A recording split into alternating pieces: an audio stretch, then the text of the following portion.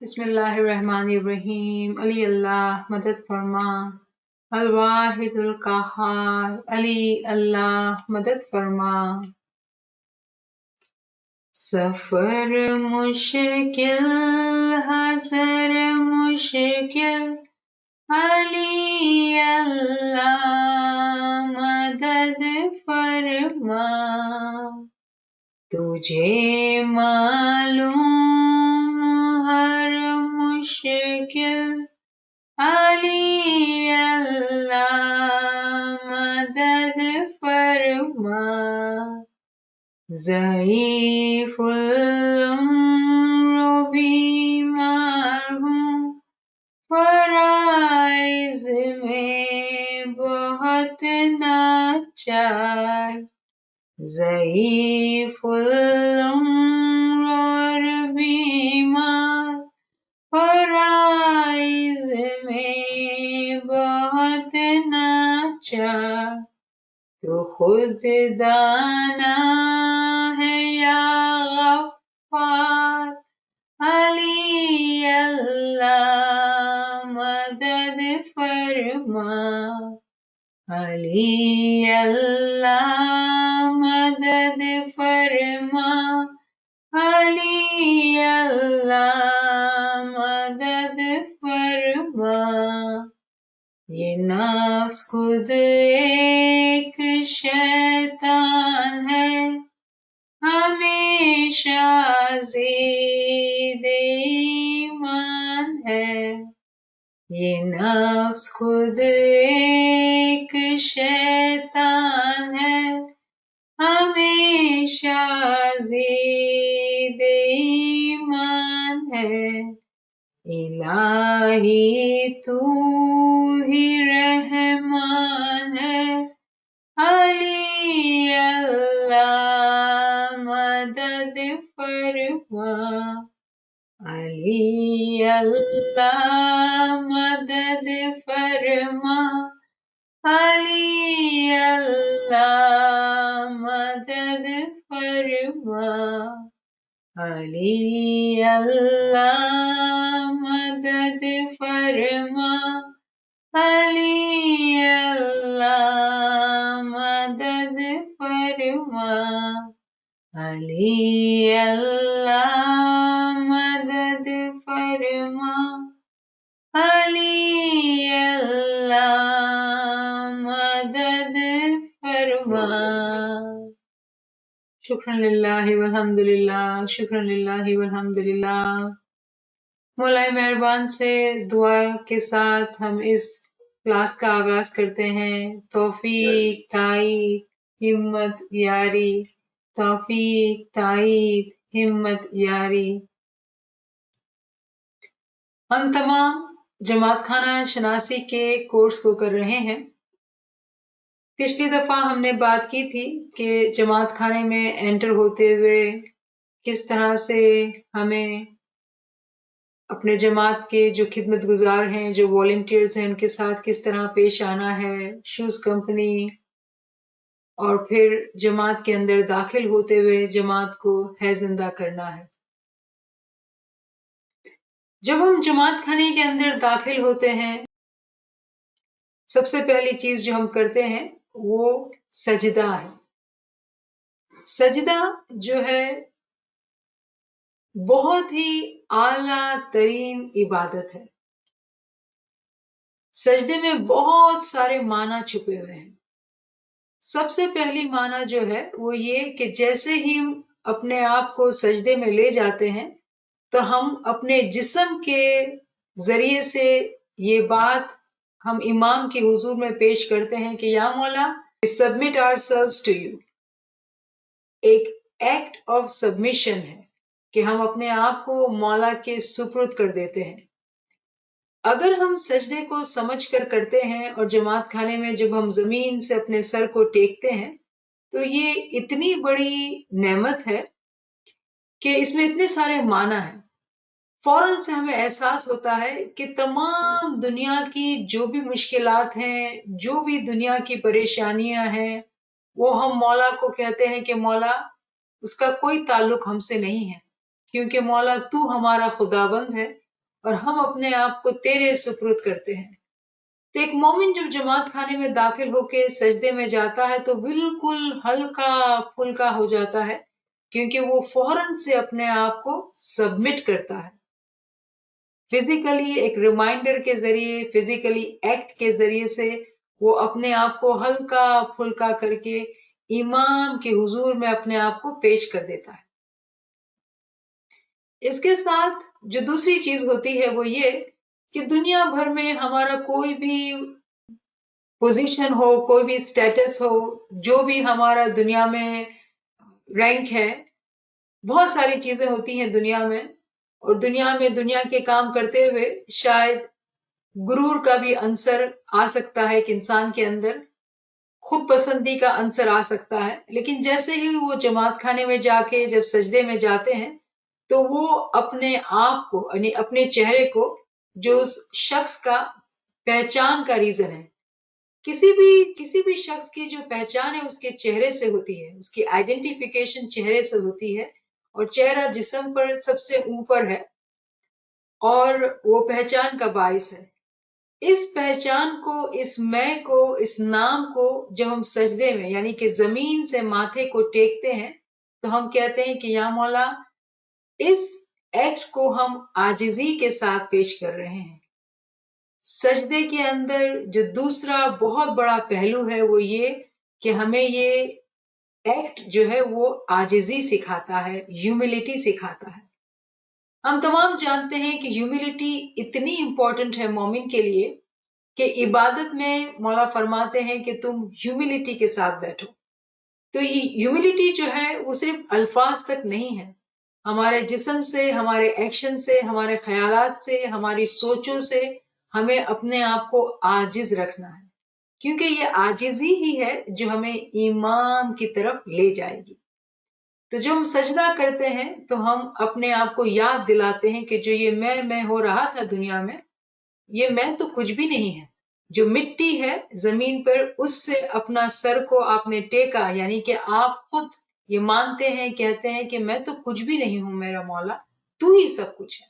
سجدے میں جو تیسری بات ہے وہ یہ ہے کہ جب ہم اپنے آپ کو عاجزی سے امام کی فرمان برداری میں، امام کی اطاعت میں خود کو سپرد کرتے ہیں، زمین سے ماتھا ٹیکتے ہیں، امام کو ہم خوش کرتے ہیں۔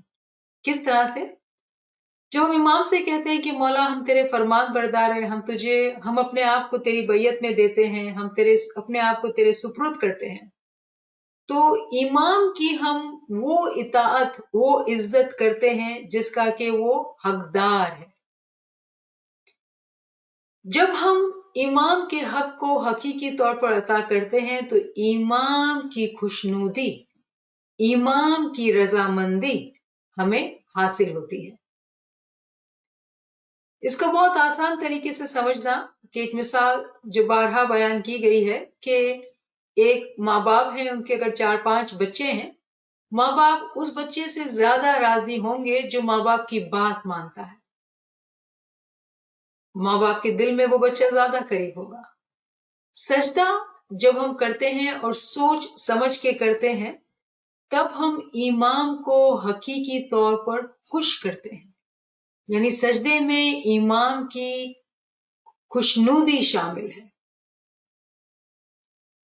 جب ہم امام کو خوش کرتے ہیں تو وہ رحمان رحیم کیا کرتا ہے؟ برسات کرتا ہے اپنی رحمتوں کی، اپنی دعاشیز کی رحمت برساتا ہے ہم پہ، اور پھر اپنا پیار بھی ہمیں دیتا ہے۔ تو سجدہ بظاہر ایک چھوٹا سا ایکٹ ہے، لیکن اس کے اندر بہت ہی بلند اور بہت ہی باطنی معنی چھپے ہوئے ہیں۔ قرآن کے اندر ایک آیت ہے، چیپٹر 96 ورس 19، جس کے معنی ہے سجدہ کر اور قریب ہو جا، prostrate and draw near۔ یعنی سجدے میں یہ طاقت ہے کہ جب ہم سجدہ کرتے ہیں تو ہم امام سے قریب ہو جاتے ہیں۔ کیا خوب کہا ہے، قریب آ تو ذرا میری سجدہ گاہ ہو جا، کہ جب ہم سجدے میں جاتے ہیں ہم امام کے قریب ہو جاتے ہیں۔ ایک مومن सालिक यानी कि वो मोमिन जो इस रास्ते पे चलता है वो सजदे की इबादत बहुत ज्यादा करता है। एक मोमिन जब रात को सोता है तो वो सजदे करके सोता है।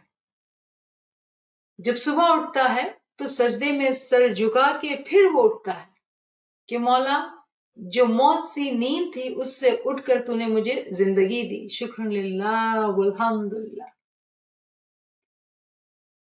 सजदा बहुत बड़ी इबादत है अगर इसको समझ के किया जाए। कुरान में एक और आयत है, चैप्टर 17 वर्स 109,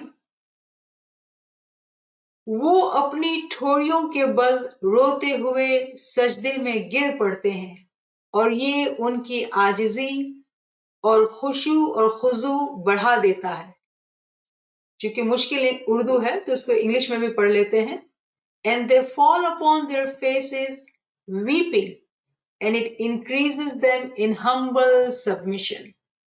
इससे पहले कि नाचिज इस पे ज्यादा बात करे, आप में से कोई इसको इंग्लिश में पढ़ना चाहेगा? आपके कुरान में क्या ट्रांसलेशन है? अगर आपके पास कुरान खुला हुआ है तो आप देखेंगे इसके ट्रांसलेशन में कि इसमें लफ्ज कुरान को शामिल किया गया है। अगर इसकी अरबी का आप देखेंगे तो अरबी में कहीं भी कुरान नहीं है। तो जब भी हम कुरानिक आयतें पढ़ते हैं तो ये उम्मीद है कि हम हाईलाइट करते हैं और उन लफ्जों को पकड़ते हैं जो अरबिक में नहीं है, यानी कि ट्रांसलेटर ने अपने बिलीफ के हिसाब से अल्फाज की एडिशन की है। अरबी में कुरान का लफ्ज नहीं है। अगर आप इंग्लिश का ट्रांसलेशन पढ़ते हैं, उर्दू का ट्रांसलेशन पढ़ते हैं, तो आपको कुरान का लफ्ज जो है वो काट देना होगा क्योंकि वो अरबिक में नहीं है। इसका तर्जुमा जो है वो ये है कि and they fall upon their faces weeping and it increases them in humble submission।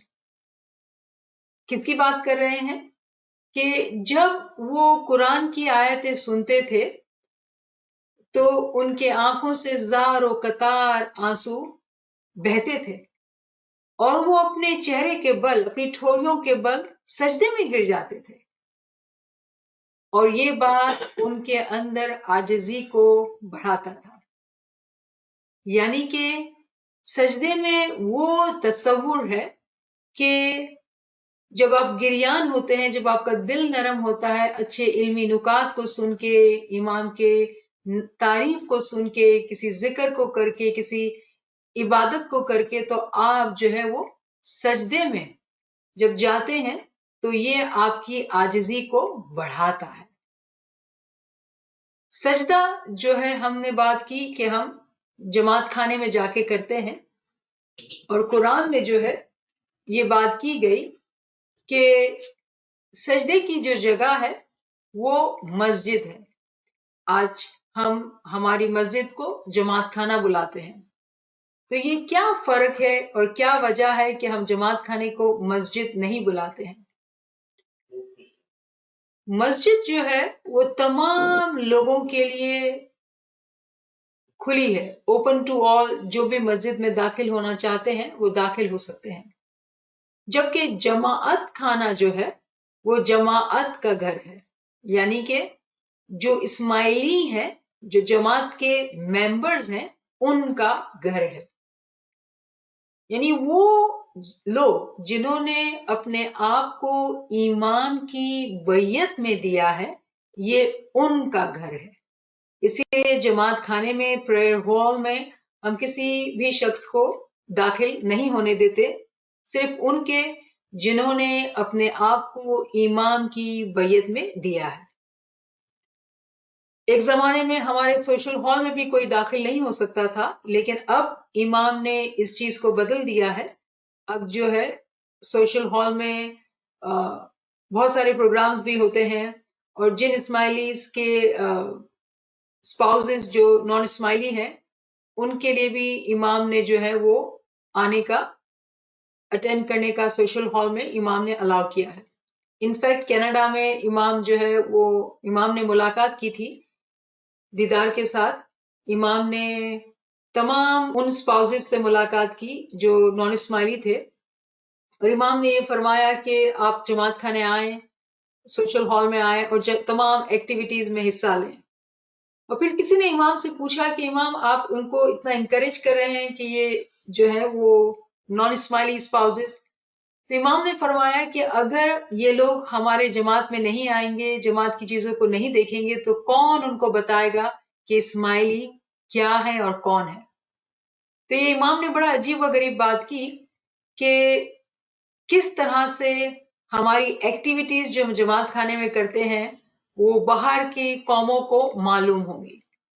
खैर बात ये हो रही थी कि मस्जिद और जमात खाने का अजीब व गरीब बात यह है कि आजकल हम जमात खाने नहीं जाते हैं।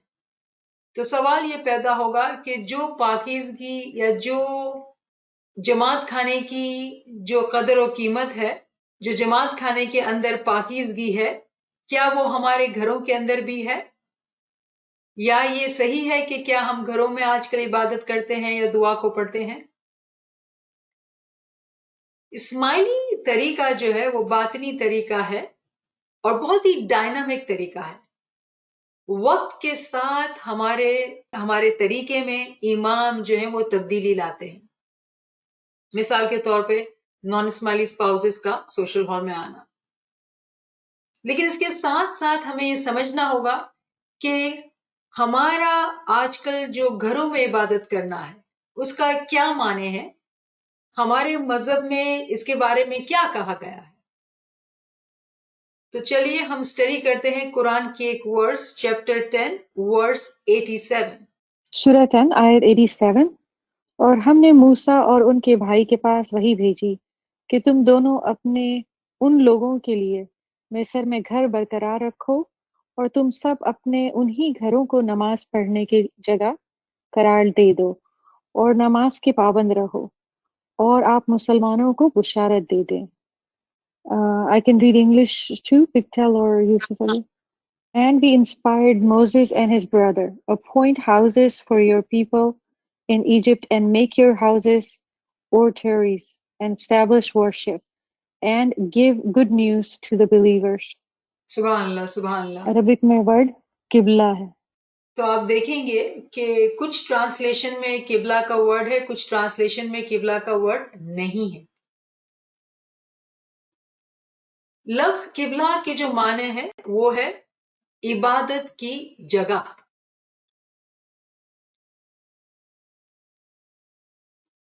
इस आयत में खुदा ताला फरमाते हैं कि हमने मूसा और उनके भाई को वही भेजी कि तुम दोनों अपने इन लोगों के लिए मिस्र में घर बरकरार करो और तुम सब अपने इन्हीं घरों को नमाज पढ़ने की जगह करार दे लो और नमाज के पाबंद रहो। यानी कि पैगंबर मूसा के जमाने में ऐसे लोग थे कि जिनके घरों को खुदा ताला फरमाते हैं कि उनको नमाज पढ़ने की यानी इबादत करने की जगह करार दो। तो जो लफ्ज किबला है उसके मानी है प्लेस ऑफ वर्शिप।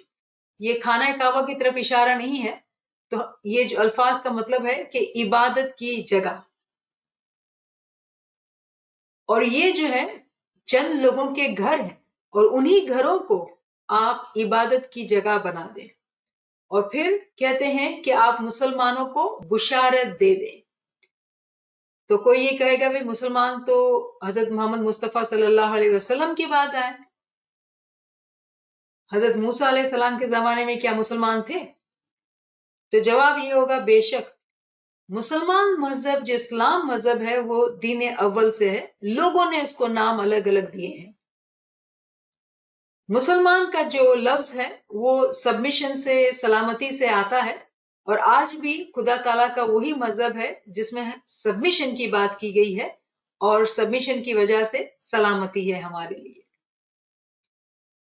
तो यहाँ पे जो तवज्जो दिलाने का मकसद है कि तुम अपने घरों को किबला बनाओ, यानी अपने घरों को इबादत की जगह बनाओ।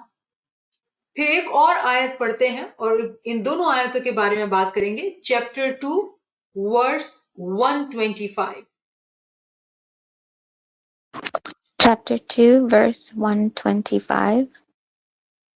And mention when we made the house a place of return for the people and a place of security, and take, O believers, from the standing place of Abraham, a place of prayer.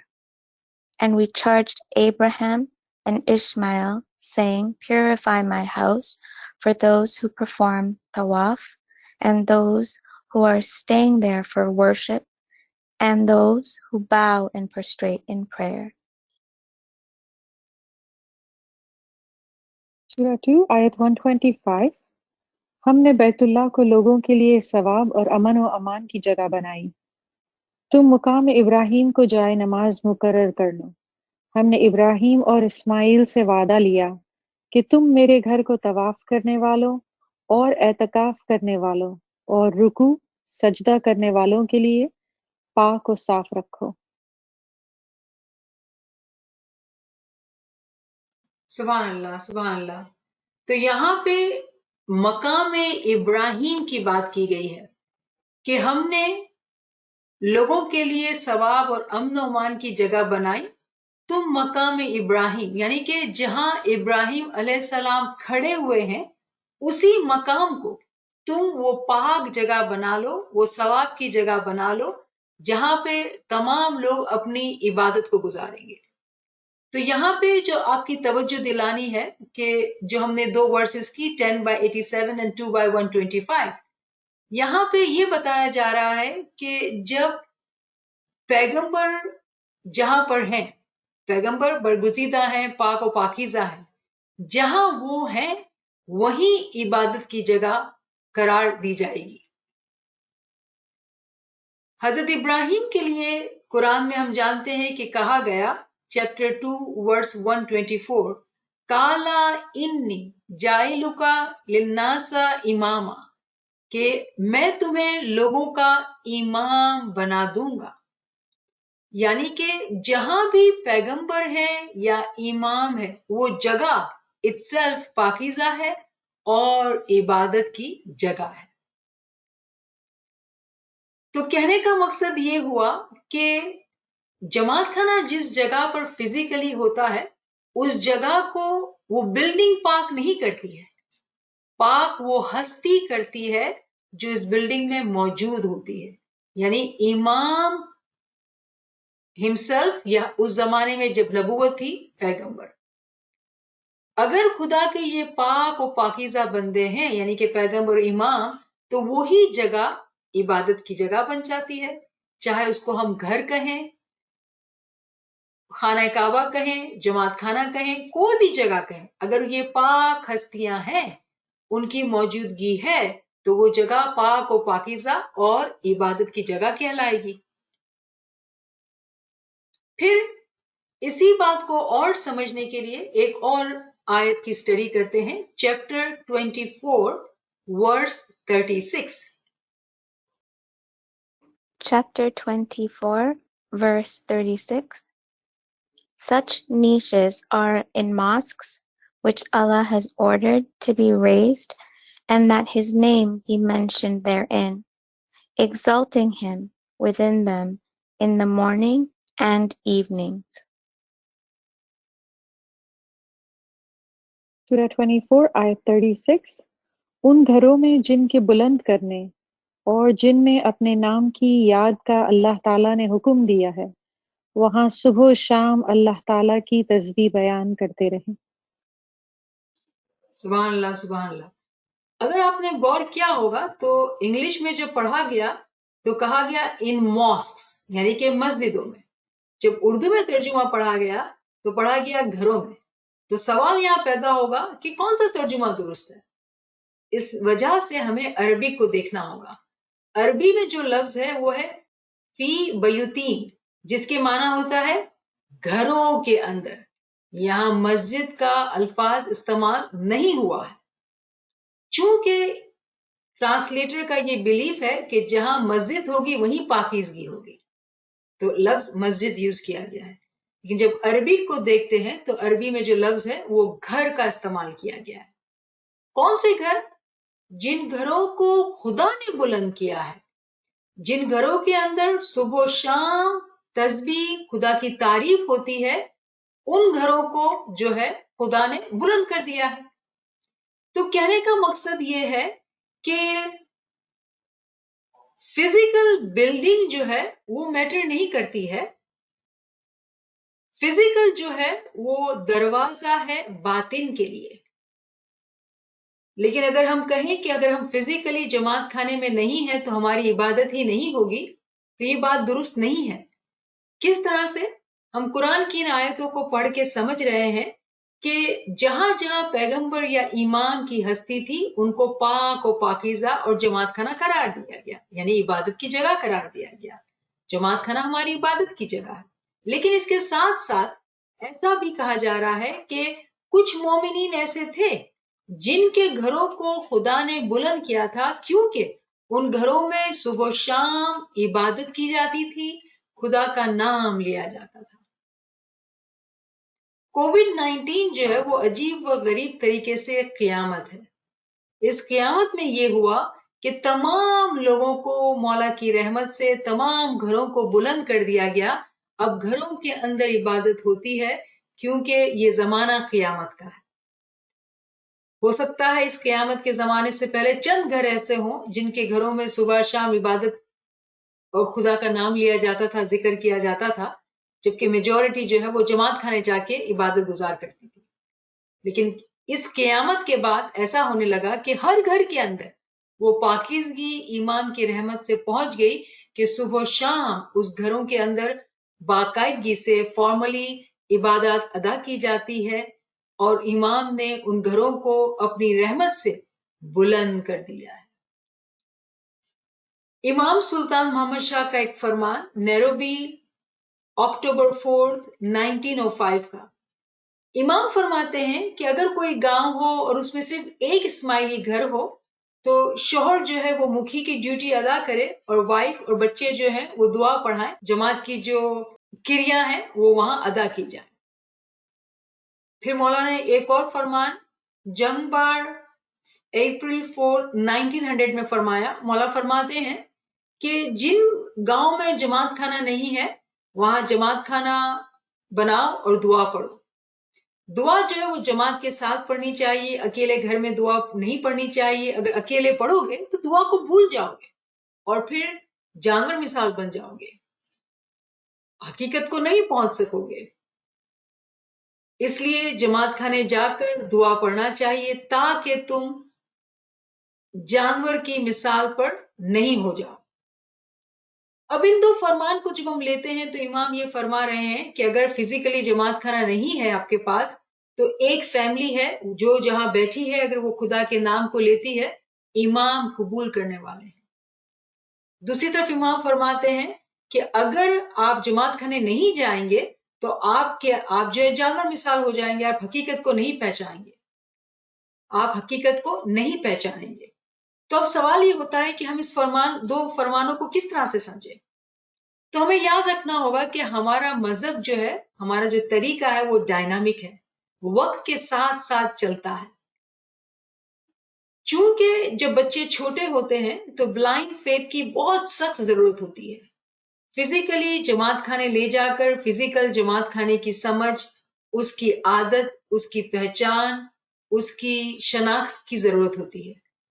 لیکن جب ایسا ممکن نہ ہو کہ آپ جماعت خانے نہیں جا سکتے ہیں تو جہاں بھی آپ ہیں آپ اس جگہ کو اپنی عبادات سے، اپنی گریہوزاری سے اتنا پاک و پاکیزہ کر لیں کہ اسی مقام کو خدا جو ہے وہ بلند کر دے.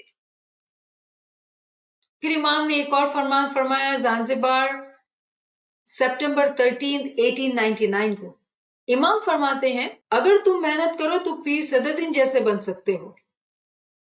اگر تم جماعت خانے آ کر دعا پڑھتے ہو تو یہ کوئی محنت کا کام نہیں، یہ تو بہت آسان کام ہے. تو یہاں مولا ہمیں کیا سمجھانے کی کوشش کر رہے ہیں کہ اگر ہم چاہیں تو پیر صدرالدین جیسے بن سکتے ہیں. جماعت خانے آ کر دعا پڑھنا اس میں کوئی بڑی بات نہیں ہے. تو اگر ہم سوچیں تو کیا یہ فرمان میں کانٹراڈکشن نہیں ہے کیا؟ نعوذ باللہ، امام کے فرمان میں کبھی کانٹراڈکشن نہیں ہوتی ہے. یہ وہ فرامین ہے جو جماعت سامنے بیٹھی ہوئی ہے، ایسے فرامین امام جماعت کے لیے کرتے ہیں۔ یہاں پہ امام جو ہمیں سمجھا رہے ہیں وہ یہ ہے کہ اگر ہم صرف فزیکل کو ہی امپورٹنٹ بنا لیں، یعنی جماعت خانے فزیکلی جانا، فزیکلی تمام کریاؤں کا ادا کرنا، لیکن حقیقت کو نہ پہچانا، حقیقت کو نہ سمجھنا، تو مولا فرماتے ہیں یہ تو کوئی بڑی بات ہی نہیں کہ تم جماعت خانے جا کے تم دعا پڑھتے ہو۔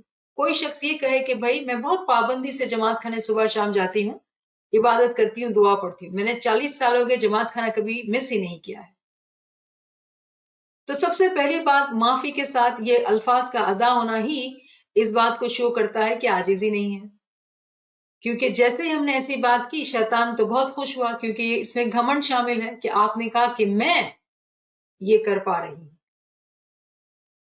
دوسری بات یہ کہ اگر آپ کے لیے فزیکل جماعت خانہ اتنا میٹر کرتا ہے تو امام فرماتے ہیں یہ تو کوئی بڑی بات ہی نہیں ہے، اور کرائٹیریا کمپیریزن کیا دیتے ہیں، اگر تم چاہو تو پیر صدرالدین جیسے بھی بن سکتے ہو، ایسی محنت لو کہ تم پیر صدرالدین جیسے بنو، یہ محنت کہ تم صبح شام جماعت خانے جاتے ہو تو کیا بڑی بات کی تم نے۔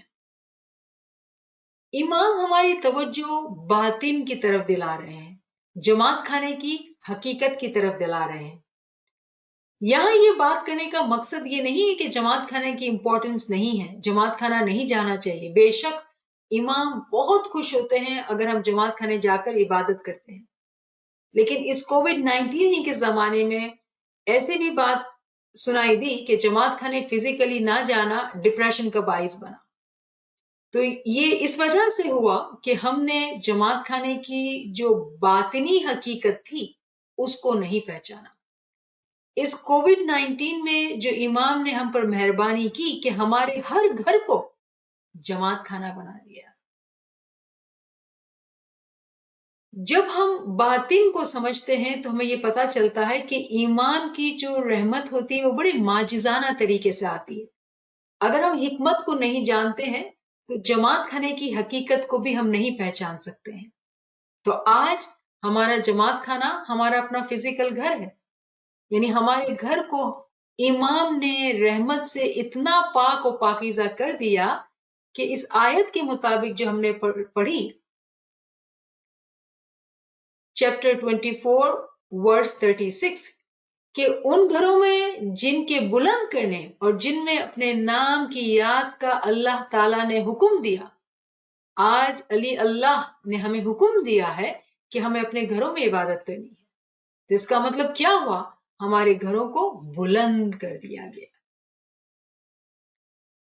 جماعت خانے کے ساتھ یہ بات کرنا اس لیے ضروری تھا کہ ہم سمجھیں کہ آج کل جو ہماری عبادات ہیں اس کی کتنی اہمیت ہے۔